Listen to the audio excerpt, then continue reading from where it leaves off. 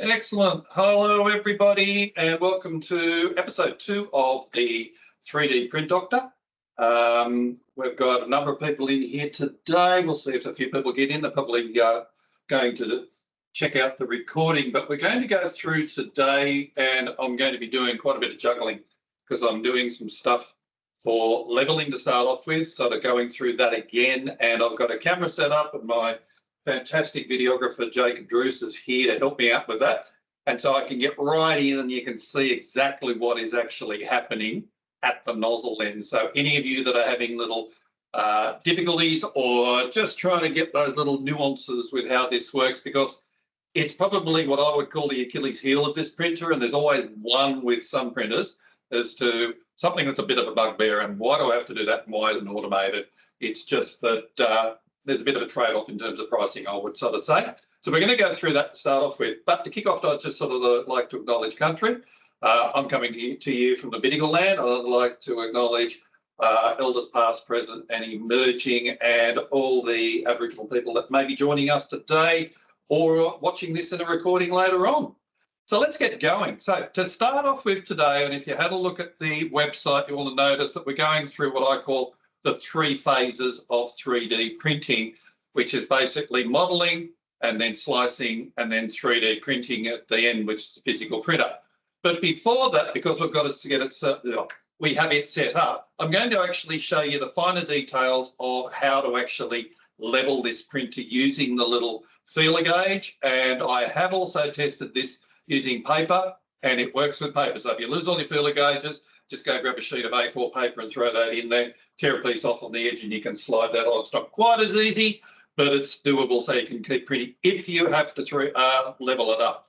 Now, I do find with this printer now that you don't have to level it nearly as often as I found when we had the first iteration with the old firmware.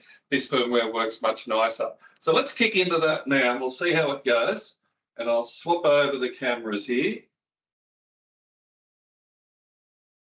Wait for it to come up. Turn on the camera, you stupid thing. Right, and I will spotlight this for everyone so that it's nice and big, hopefully. So is that full screen for everyone? It's not full screen, but if people click on the view button at the top of Microsoft Teams, they can choose an option that says focus on content, maybe. Yep. Oh no, that's not content. That's just camera. So yeah, I don't know that we can make it any bigger.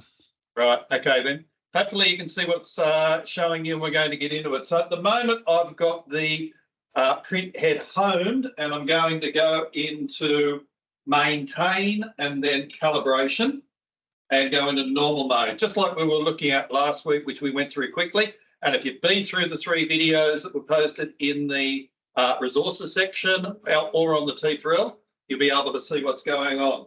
So we've got the head starting to come down now. I've got the, you can't see that. I've got to remember what I'm looking at. I've got the little foil strip that I'm going to use to separate between it.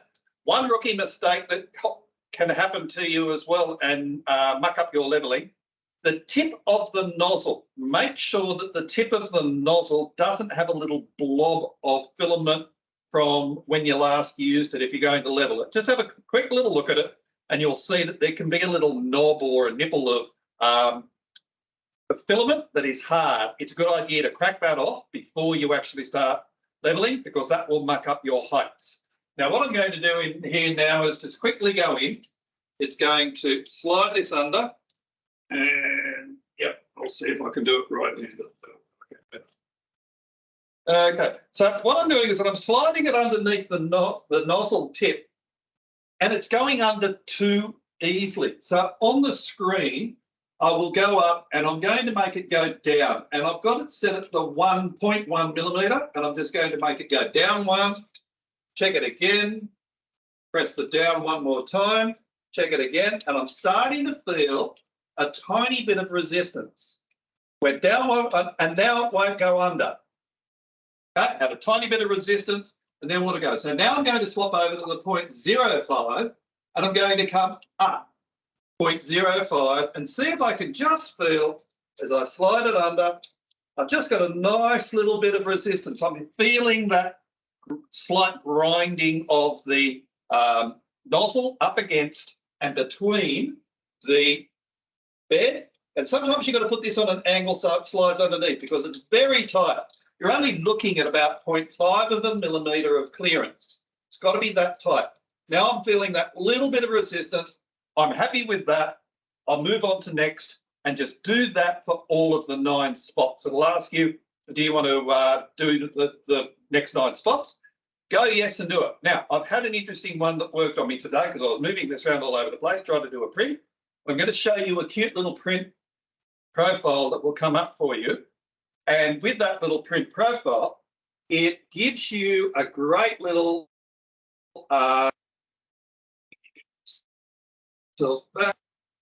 what it does is it gives you a great little test that you can actually use. Come on. Yeah, not going to work. To check out the if you're actually getting everything to print nicely and you're getting a nice print. And all you end up with is 4, 5, 6 little blocks, which are basically, I think they're 12 or 15 millimetres. I just knocked them up very, very quickly in a little modelling program. And it prints them on all 4 corners. Takes about an hour to do the print. It also prints a couple on a weird angle. And it just gives you the ability to know that your prints are actually going down with that first layer. Now, the interesting thing is, here's one to look out for. If when your printer starts, you start to hear a little bit of a thud, thud, thud, thud, thud, and it's coming from this section of the printer, what you're hearing is the filament trying to get out. And if you have a look at the print, you will find that it's super, super thin or not at all on the print bed. It's trying to print, but it's going thud, thud, thud. What that's doing is the little wheel that is trying to push the filament through the tube here is skipping, and it's going thud, thud, thud, thud, thud, as it goes around, trying to force it in, but it can't because it can't get out of the nozzle. Stop it straight away, re-level it, because what's happened is something's happened with your height. Now, the rookie mistake here, and I've even done it because I just do things quickly sometimes. When I take the print bed off to remove an old print, I blow off the bottom, I turn it over and blow it off to make sure there's no contaminants or tiny little bits of filament. And I do the same thing to the print bed, the magnetic side. Then I slide it back. The more often you keep everything clean, the more often you will find you'll end up with a really nice print that doesn't need leveling nearly as often.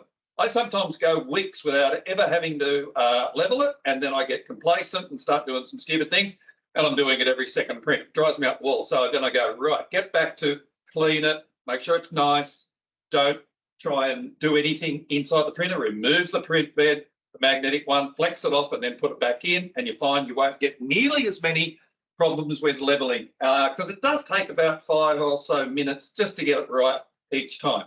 So that's leveling. So now what I'm going to do is I'm going to swap over. Any questions? And this is what I want you to start doing as well. Stick your hands up, turn your mics on if that's possible. Can they do that? They can do that, can't they, Stu? Yeah.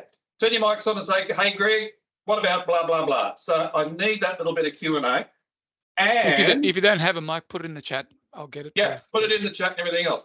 Hopefully everybody did their homework from last week and installed the FlashPrint software, because we're going to go through that now. Now I'm going to swap over onto another computer and I'm going to go to that screen. All right. Okay. Can everybody see that screen? Hands up. Yep. Excellent. Right. Okay. So this is what we're going to be going through today. Let me get the right one. I'll better do it on this one. So we're looking at the types of modelling software. Now, we're not going to spend a great deal of time on that because there's a whole pile of videos sitting on the T4L website, STEM.T4L website to get through. Can I get you to get rid of the... Jacob, can I get you to get rid of that for me, mate? Sorry. He's busy doing stuff. I got the right one I had. We've got, and look at those to go through the little learning processes for the modelling software. What we're going to do is try and keep most of this based on the machine and the things that make it work, like the slicer. You'll end up with a model. And I'm going to show you some really interesting models up here as well. So phase one is modelling. That, to be perfectly frank, is 90% of 3D printing. it's not the what I would call the it's definitely not the 3D printer itself, and it's not the slicing. But if you don't know the slicing, then things can go haywire on you. So that's what we're going to be going through today. We're looking at how to load a model, orientate it, supports bed adhesion, quality, speed, etc. And then the last bit's of 3D printing, which basically you take the USB, you shove it in, and it prints. I am also going to do an episode on networking and the pros and cons of networking, because you do need to consider those.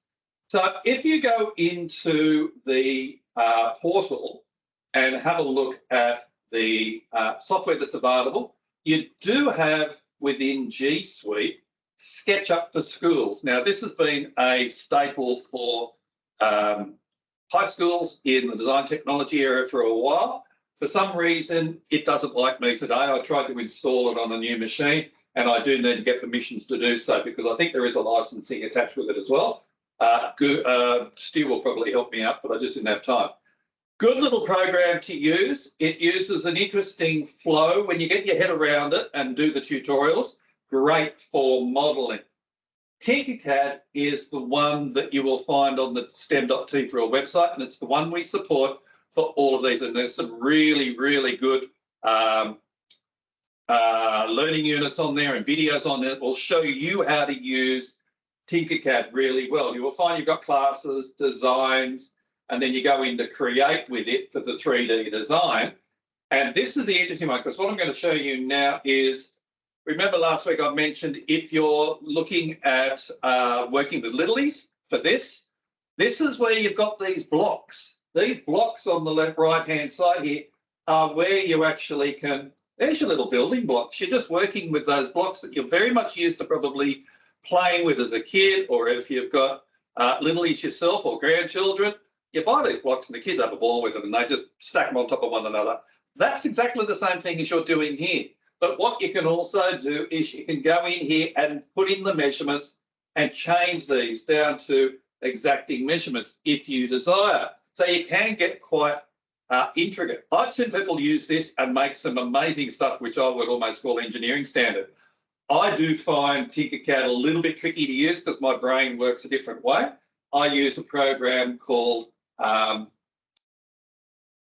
Onshape, which is this one, which is a true CAD type program and is free for educators to use. Secondary schools, if you're looking at something, if you use Fusion 360 or any of those, this is a brilliant alternative.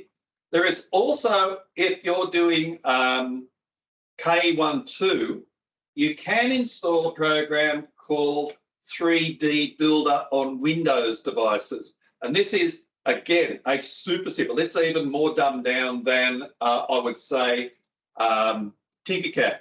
It works really, really nicely. We insert here again a cube. We put the cube on. Down the bottom here, we can change the sizes, the rotation, etc., where it's going to sit on the actual bed. We can move in and out. It does give you some nice measurements. Each of these are 10 millimeters.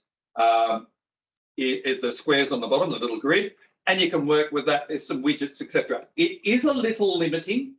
It is difficult to sort of put curves on the edges and things like that. But for K1 and 2, this could be where you actually could start. I would also say that TinkerCAD really is pretty much the same, and you can really start tweaking this one and going hell for leather on it.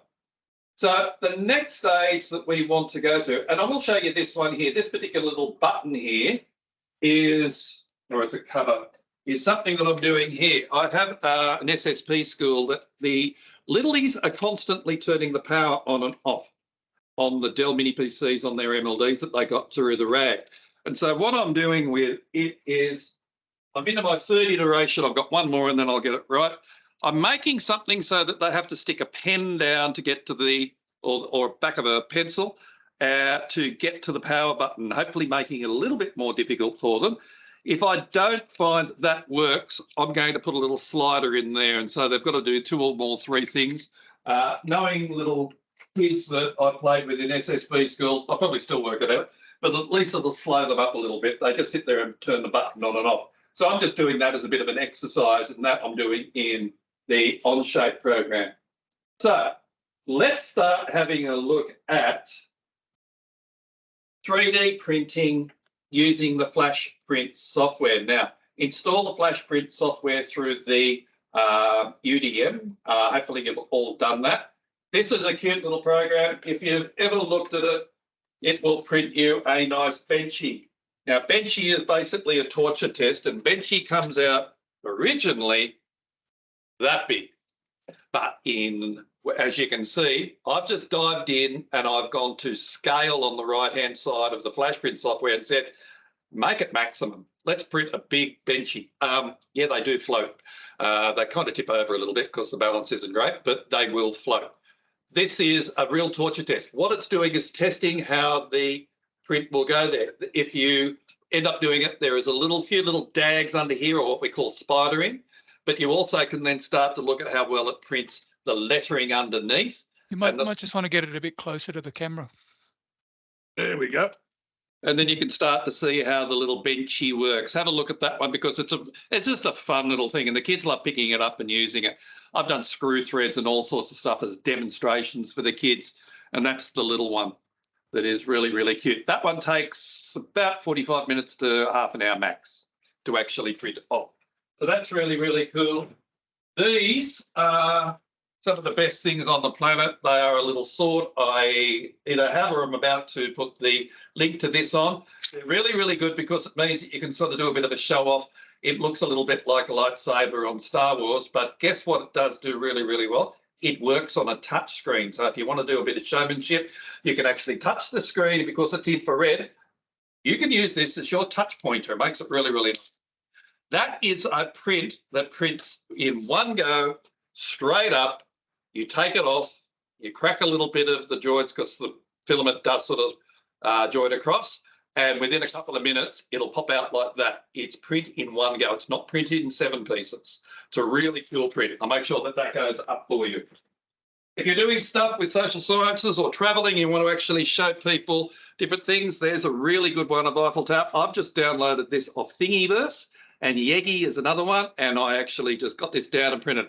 That's the maximum height I could print it in on the Adventurer 4. Little trick that you can try, you could cut it in the middle here, separate it, print it bigger, and then put it on top, and you would probably get it about, I'd say you probably get it about that high all up. You could double the height if you split the actual unit there. So there's a few little things that you can play with.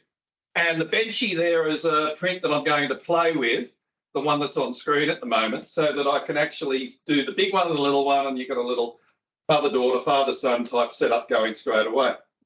That is just an easy print. Now, the thing that I want to look at now is how you, let's have a look at this one. No, let's have a look at this one first. Now, this one's a really good little print because it has what I would say 2 sections which you may need supports. Supports handle when you're printing something and it's just in midair, and the examples of midair are, can you see my pointer, Stu? Not really, you're a bit far away. Where am I? Oh, your pointer on the screen, yes. Yeah. That hole, yes. Oh, good, okay. So this section here is horizontal with nothing supporting it.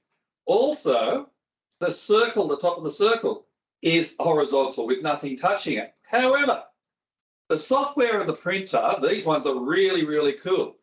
All 3 of those ones that I showed you, I have used no supports whatsoever. And it bridges across that 12, 13 millimeters there. No problems with virtually no suspending or little sagging filaments. Really, really cool. If you've got holes like this that you're printing in this orientation, because the printer does it in layers, and I'm going to show you quickly how that would work. I'll do a slice on it. You will find that the printer can actually print because as it builds the circle up, it is laying it on the bit behind it. So it tends to find it can do it quite easy. Here is something that I want you to have a look at because this is where some of the best learning can come with your kids. You show them this software and go to Slice Preview after you've sliced it. And down the bottom, you're going to find a little slider. and it will show you exactly what's happening with the printer as it goes through each layer. You simply need to slide that along, and you can also see the infill. This is the little honeycomb. You do have choices of infill. I've always stuck with the honeycomb because the bees are in nature and they've got the strongest beehives around, so I go with that for strength. But you'll start to notice I'm going to get to this section here. I'm going to spin it around here, and I'm using a mouse here. Mouse for this sort of thing or CAD work is a must. In a second, when I get it up a little bit higher, you'll find there's that bit that has to suspend across. Now, this will not show you if it sags, but for this distance, and I've done it up to 25, 30 millimeters sometimes, and I just give it a go. I just say, well, let's see how good the software is. It tends to shut down the fan, which means that it doesn't keep the, or it increases the fan, sorry, which cools down the filament really quickly so I can stretch across this distance. Then it turns, it slows the fan down so it melts a little bit more and stays adhering, because it doesn't need to adhere to anything, so it needs to stretch it across. And so there's some clever software. And some of the other slicing software now is doing some really clever things that are just mind-boggling, and it keeps filtering down into this commercial type software. So if you get the chance and use the this slice preview, it is one of the best learning tools to show kids what's really happening with your 3D printer, where's the nozzle and how it actually prints. And you can actually do this one as well, because it will actually show you the path that the printer takes, where the nozzle jumps across and does some things there. Really, really cool feature. Now, this particular, I'm going to turn that off there, close. This particular item here, again, I think I remember last week I told you about blue areas. This has got a massive blue area. If I try to slice this using the default, and I'll do a start slicing, I'm going to restore defaults. If I go over to Raft, Raft will say yes, and it will throw a raft on. Totally unnecessary and a waste of filament. So I go no on that. Let me get it properly, I'm looking at the wrong screen. And I would start slicing this, and it will slice it without the raft underneath. You, as I said before, only ever use a brim or a raft when you get failed prints, and you just check it beforehand. Now I'm going to show you a couple of prints that will give you some ideas of where you have to really consider it. Okay, here we have a nose cone for a water bottle rocket. And this nose cone, if you have a look underneath, I'm going to zoom in on that for you. Please yell out, Stu, if things are really hard to see, so I can zoom because I forget. You'll notice that this has got a really thin edge. You might get away with not using a brim on this. And as I said before, I use nothing for adhesion until I get a failure or I have a look at it. And this one here, I put a brim on it from basically the start. So in that sense, because it's got a very small area and because it is so tall, when it gets up here, you're starting to get some leverage that, and it'll start to shake around and it could rattle it off. So when I do this, when I go to start slicing, you go to additions and you will find brim, and I would go yes for this and do a brim. Everything else I would just leave pretty much normal. Now, when this finishes slicing, oh good, it's going through reasonably quick.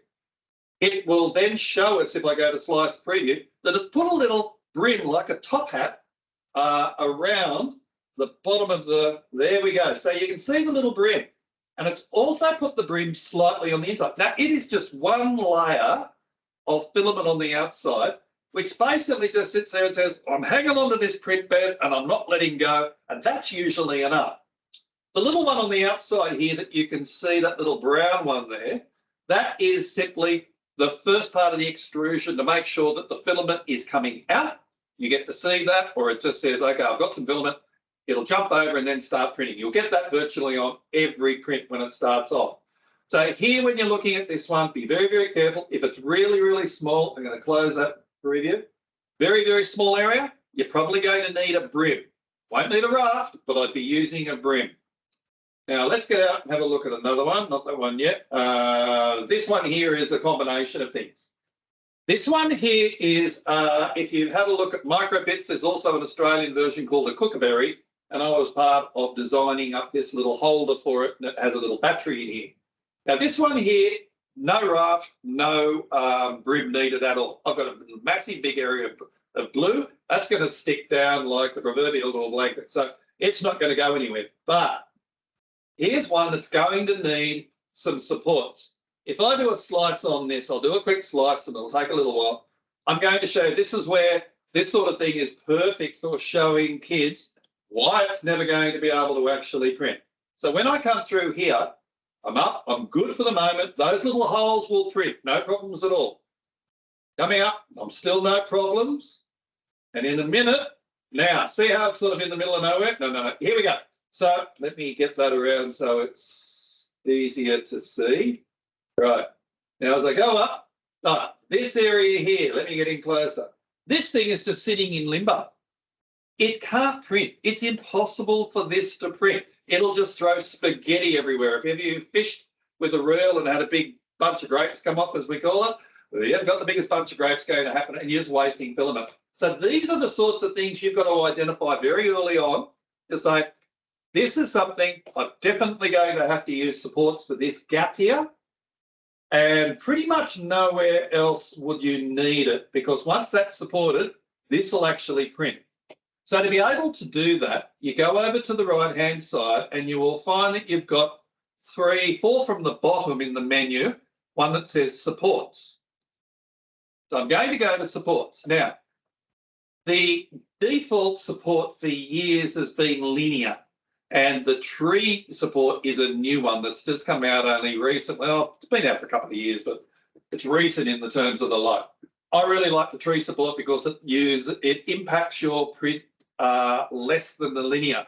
But this one is an interesting one because what we have to do is, if I go touch platform only, this bit here isn't probably going to get supported. So I'm just going to go auto supports. I tend to use auto supports 100% of the time, and then I remove stuff.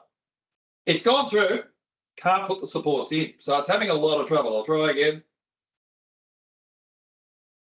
Yeah, just can't put them in. So turn off touch platform only. Now try auto supports. And you'll now notice these little orange things have dropped in and they're now supporting this section here really, really well. I really don't think these are needed. And that's just through experience. But when you kick off, you'll probably go with it. These ones here definitely don't need. So I would go in and I would start deleting these. I really don't need them. And I just click on them because they're just a waste and they're a pain to get out later on. You'll also notice here on these ones here, that section there, you might need them. So I would probably leave those. These little ones here, they're going to print. I wouldn't have any problems with those and get rid of those. Now, this section here. Biggest problem with doing this is if I delete this, it's using this section here. I'm going to try with this one. Oh, okay, I can get away with it. So it's only getting rid of the section that's holding it up here. This is still holding this section up here really, really nicely. So I would probably leave that and do a little bit of post-cleaning later on. But these little holes here really do not need any sort of support whatsoever. Now, I could probably get rid of every second one of these because I'm pedantic on not wasting filament. And away I'd go. I'd get rid of that. I'd be tempted to get rid of these little ones in here as well. But they're the sorts of things. Now, that's cleaned that up a lot to what it was.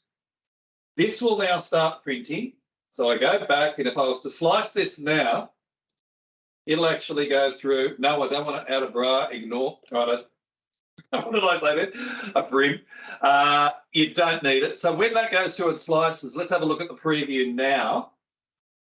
And you will notice that when we go through, here we go. It comes up, it throws these little tree supports. Now, that section there that we would never have supported, now it's got some support. It'll bridge across those tiny bits. And because there's only the tiniest sort of needle bit touching, they're pretty easy to remove later on. You can get in and tweak the size of these branches or trees, etc. I would just leave them at default virtually every time to start off with. So is that helpful, that one there? Hopefully it is.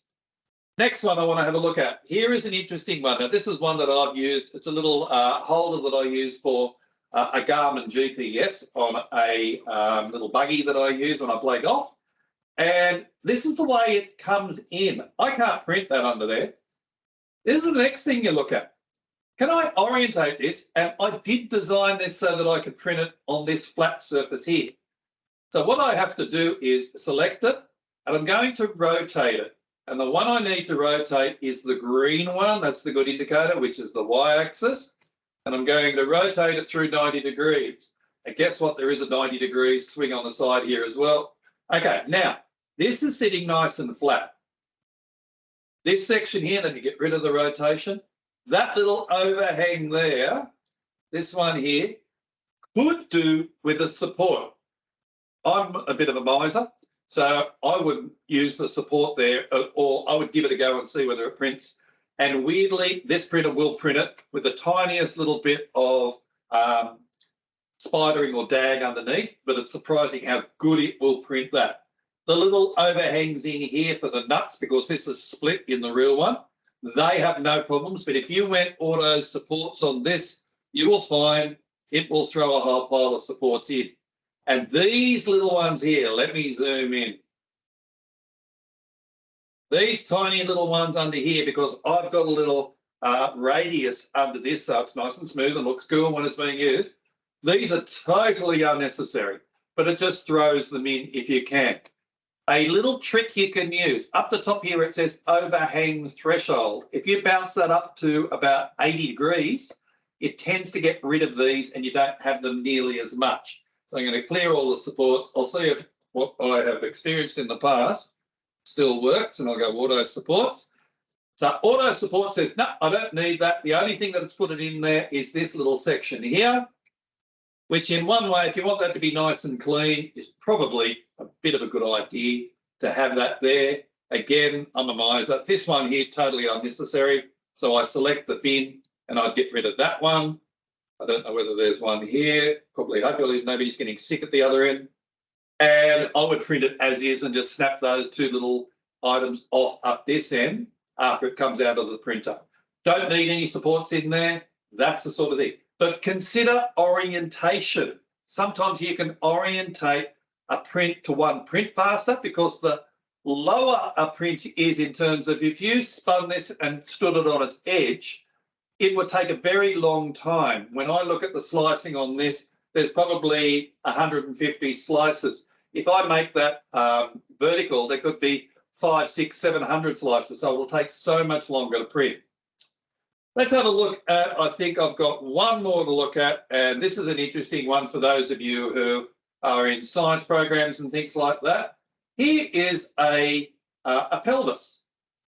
My second daughter did biomechanical engineering at Sydney, and we did a hip for her one time. We had to do a hip joint so that she could actually do it, because that's the sort of thing you do in biomedical engineering. You design hip joints and replacements then. This one, however, it doesn't fit. And the beautiful thing about the FlashPrint software is the pink will indicate you've got something too big. Now, to start off with, you could simply scale it. But one thing I'm going to do is, I know that I can actually spin this around through 45 degrees on the blue or the Z and get an angle which will give me a little bit more ability to sneak this in with a lot less if I wanted a big item. And I will now scale it, let's say, and we'll do it. Uniform scale means X, Y, and Z. So your three planes will scale at the same amount. I'm going to go down to just 90% and see if I can get it in. And if I move that back, because it's not poking out the top, I reckon I could almost sneak it in. And what you're trying to do is wait for it to, why are you doing that? Should have moved over there. Just try to get rid of all your pink bits. And I'm going to have to go down a little bit smaller. So let's go down to, let's say 80. You probably get away with 88, but I'm not going to spend too much time trying to get this perfect. Select the move icon, drag it a little bit into the middle. And I'm going to have to rotate it just a little bit more on the blue, on the Z. So let's go to Let's try 48, see if it spins the right way. No, let's say 44, 40, almost. Now let's see if I can just move it forward a little bit. There we go. Now I can print that at that size now and no problems. What's the next biggest issue with this thing is there are so many parts on this that need supports. This is the sort of thing. Now, if you're doing what I call organic type things, this is organic, it's bones. If you're doing anything that is organic in nature, you will need supports. If you're doing masks for drama and these sorts of things, or you're doing characters for little war game things that everyone playing now does or used to play, you will find that you're going to have to use some form of support. So we'll get into this one and we'll throw down some supports. This is going to be messy, so I'm just going to throw in the auto supports, and it will take a while to do because it's very complex. It's going to have to throw in supports all over the place. The area underneath here needs supports. This area here needs supports. The other thing which is going to happen is there's very little, if anything, touching because it's a broken bone. It's not a cut bone, this one. And so this area here is going to need some brims. And in this instance, because it's not an even flat surface, I would be putting a raft under this just to be able to get away. Here you go. Here's how much in the way of support. That's actually pretty good, to be perfectly frank. You're in a position where you haven't got a huge amount of mess to take off later on, but it will be tedious and you would have to get in there and remove that.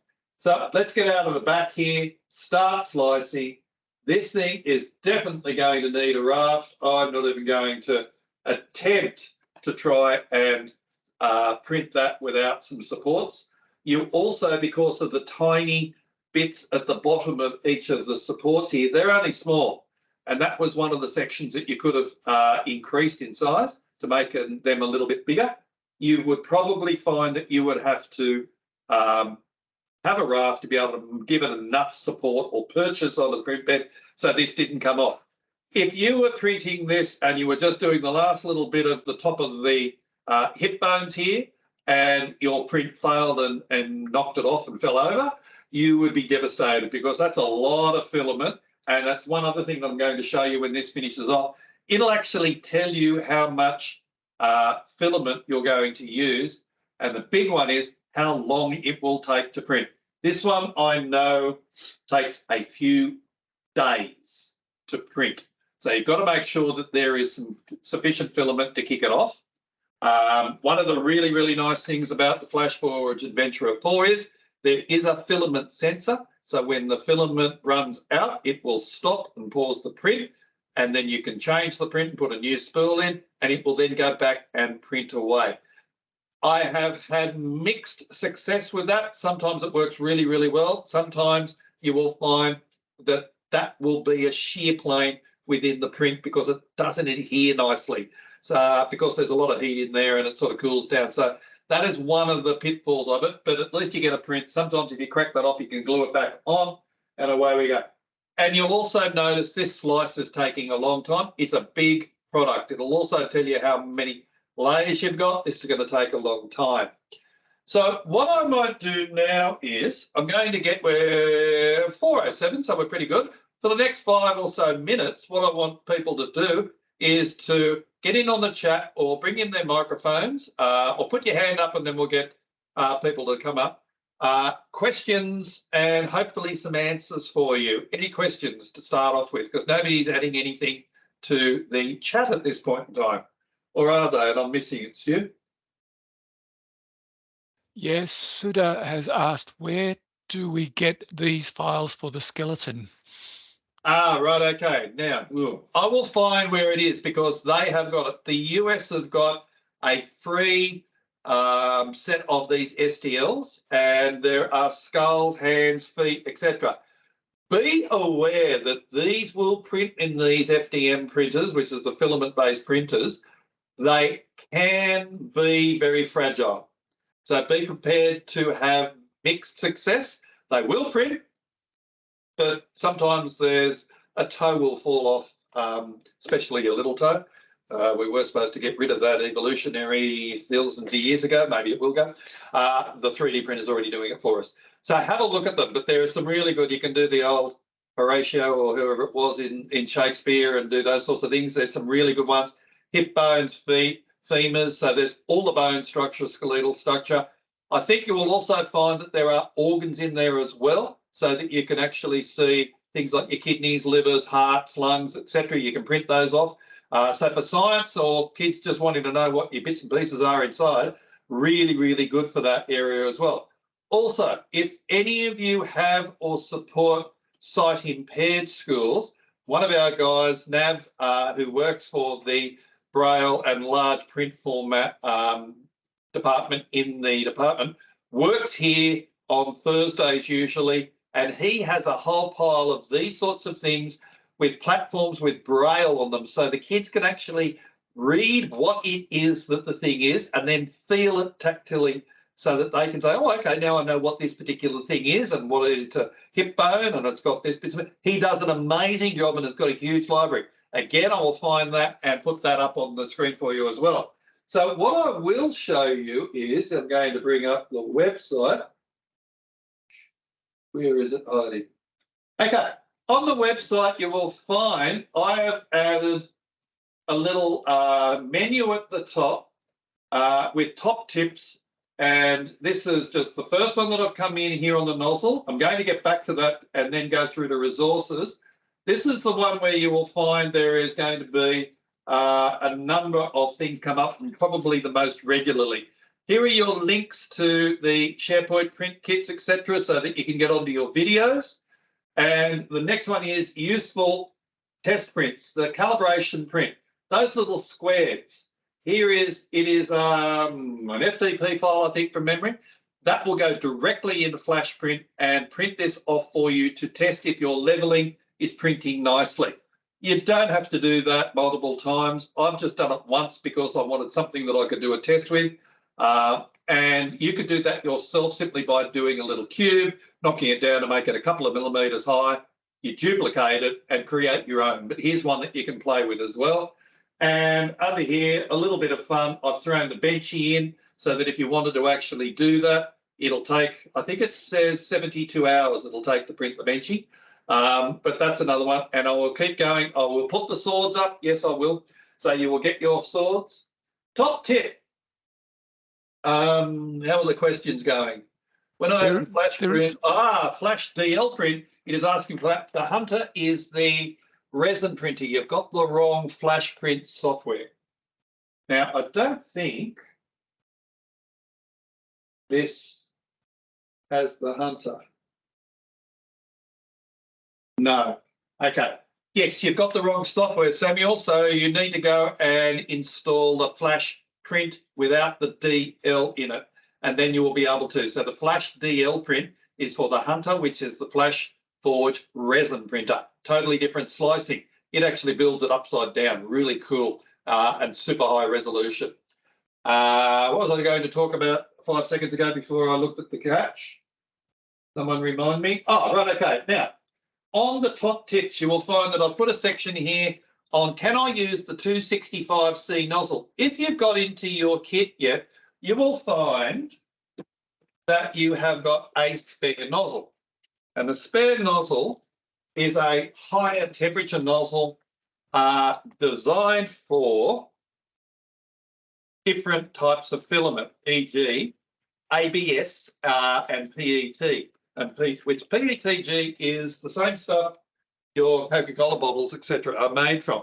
So just so you can see that there, this is the other one, and you will find it's got 0.4 to 265C. This one will work with PLA. However, when you put this in and you change the printer over and change the nozzle over, and this is one of the brilliant things with this printer, and this is what sold me on it. This is either a $35 or a $50 part. It takes literally 5 seconds to swap one over, and compared to the Inventor, which was $150 and almost, I used to be able to do it in 15 minutes, but basically it takes an hour to swap it over, and there's a whole pile of tools involved. It was a nightmare. This is going to save us a lot. But What I would suggest you do, if you do decide for whatever reason to use ABS or PETG, you will need to swap and put this particular nozzle in. If for some reason your 240, the standard default nozzle, clogs up and you need to replace it, to get your printer going, you can use this. But what it can do over time is it's heating PL up over its normal threshold, and plastic, if it's heated up over and over and high, will eventually turn to glass. It's sort of anneals, and it will block this. I saved this one myself just recently, having just done that because I got caught out. And the other rookie mistake is, and I'll go through nozzle changing over in another episode on how to actually do that, is I didn't actually, when I put the 240 back, swap it back on the software to the 240. So it kept heating the 241 up to 265 and was starting to cook that nozzle. So there's a few little things that you need to be a little bit aware of. Now, you need to ask the schools license to get that added to UDM. Yes. Thank you, Stu. Now, you won't need to add it to UDM. It's already available on software catalog. You will need to request it. Is that what you're saying, Stu? No, this is about FlashPrint and getting it from software catalog into UDM, so that it can be deployed. So basically, you've got to make a request, haven't you? Whoever is the school ICT coordinator at the school should know how to do it, because like ET4L has been around for 12 years. So it's the same way that they deploy any software from UDM and from the software catalog. But some schools don't have somebody on deck. They might have moved out or whatever. If they don't have somebody on deck that knows how to do it, just log a call with EdConnect and tell them, I need this software installed on this computer or these computers, and the field services team can do that remotely for you. Field services guys will help you out in your region really well. They are probably the most unsung heroes of the department, and they do an amazing job to get you guys going. And especially if you're in a regional school and have very little support, these guys will get out there and help you. We'll do it remotely at any time. So reach out to them to get your UDM software and get it installed ASAP. Get the FlashPrint software that we've gone through today on, and then you can actually start working on it. If they don't know how to do it, they should go, good, thanks, Stu. Just continuing on. Any other questions? And do we need to cover anything more that we were going to do today that I may have forgotten? I think we've pretty much gone through it.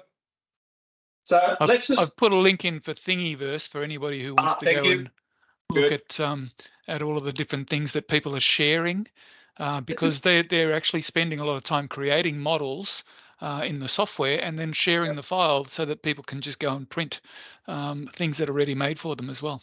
Yeah, it is a really good way to get stuff. And it's that sharing system where you put something up and you get something back for free.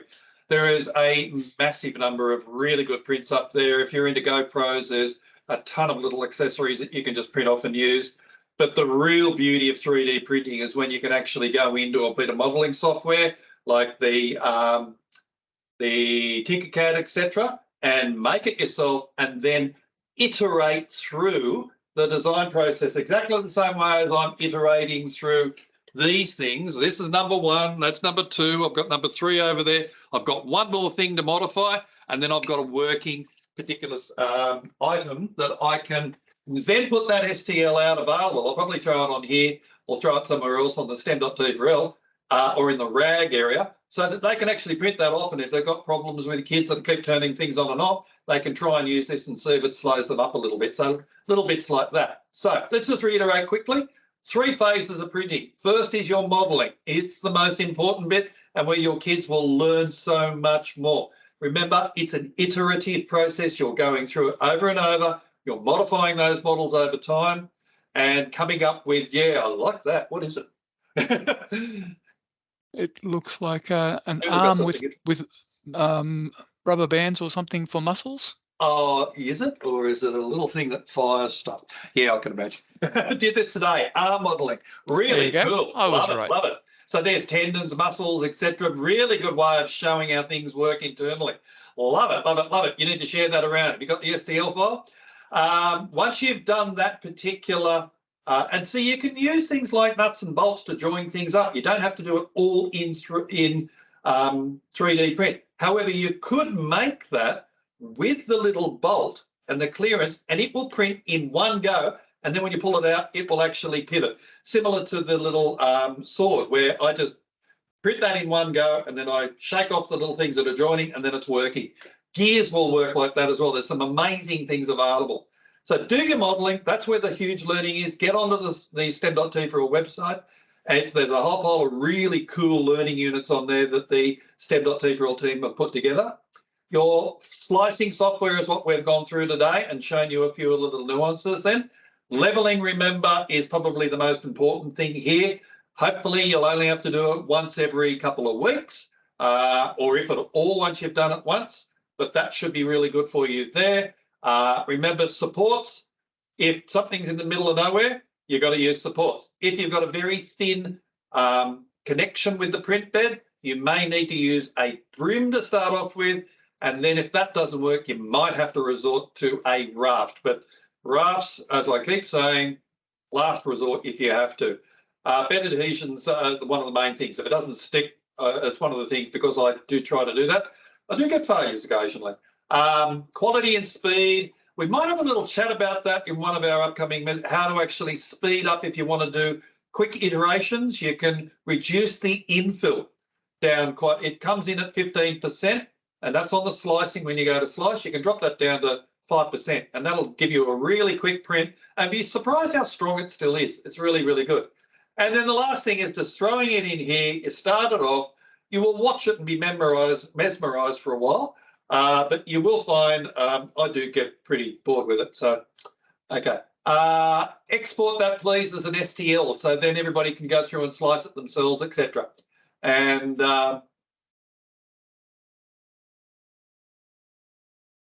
you can also change that setting. What's Maddie called? Automatical puts, yes. Virtually every piece of software that I know of, slicing software for all the other prints, tend to put a raft in. Some of them will allow you to get rid of it. Some of them, the little white printer, I can't think of the name of it, came out a long time ago, a really good little print. You could not get rid of the raft. It was by default, and that was the only way it was good. Is there an group MS Teams to share knowledge and troubleshooting? This chat session is probably the best one for all the people that are on here. And once they actually get in and start watching the video, they get to join this chat. And so that's true, isn't it, Stu? Yes, there is a 3D printing community on Yammer. I'm just checking them. There's actually two.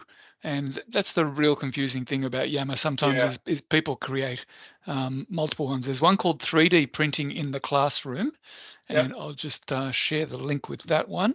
I think that's the one I made ages ago. Let me have a look who made it.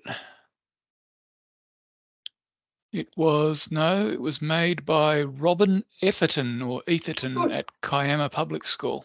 Excellent. There's 121 members of that one. That's probably the one to go for. But the other one is this one here, which I'll paste in as well. And it's the one created by you, and it's only got 64 members, Greg. Yeah, that's probably that was relatively recent. So, and I haven't supported it well, so that's my fault there. So you can jump on those. Probably jump on the 3D printing in the classrooms, the one to jump on there and support it better. But either one, I'd probably join both of them because there'll be stuff in there. And this particular group, I'm expecting will grow significantly over time. Well, having said that, Greg, the second one that I posted, which is your one, has got the more current conversations. The last conversation in the first one was from November 2022. So jump in there and start supporting either that one or the other one, either one, and I'll start making sure that I'm looking at it on a more regular basis so I can support everybody. Hope that's helping you. Go through the video at the start just to check the way for the leveling. It is a little bit of a feel thing when you've got to get in and just feel that little bit of resistance, and it will sort of all of a sudden click when you start to feel it. And when you go to the 0.05, you will be able to feel, I've got a little bit of resistance, it won't go under, or it's just sliding under too easily. It's just got to have that little bit of resistance, and then you find perfect leveling height. And listen for that chatter where the feed wheel is slipping on the filament. It's going chunk, chunk, chunk, chunk, chunk, trying to get that filament to feed through, and it's not. And you will notice that that first layer is either really thin or no filaments coming out at all. They're sort of little rookie mistakes. Okay, guys, we'll call that a day, and we'll probably stop the recording there. Hope that was helpful. Get back and leave some comments in the chat section there. Again, I am going to look at probably next term before I do any school visits, etc. And coming in, and I will at some point in time start looking for having you as guests come on for a real quick little show and tell. This is what I've been doing with my class, because especially if you're doing something that goes beyond what is in the learning unit, and Shadam there was showing, was showing that arm that he had. That's a really good way for you to start sharing. And if we've got STLs that we start sharing around, makes our resources grow and gives you guys more things to work with. So get back to us on that, and happy 3D printing. Are you back next Wednesday, Greg, or is it next time? Yep, no, we'll be back next Wednesday, and then we'll be starting week 2 or 3 next term. Sounds great. Thanks, Greg. We'll see you then, boys and girls.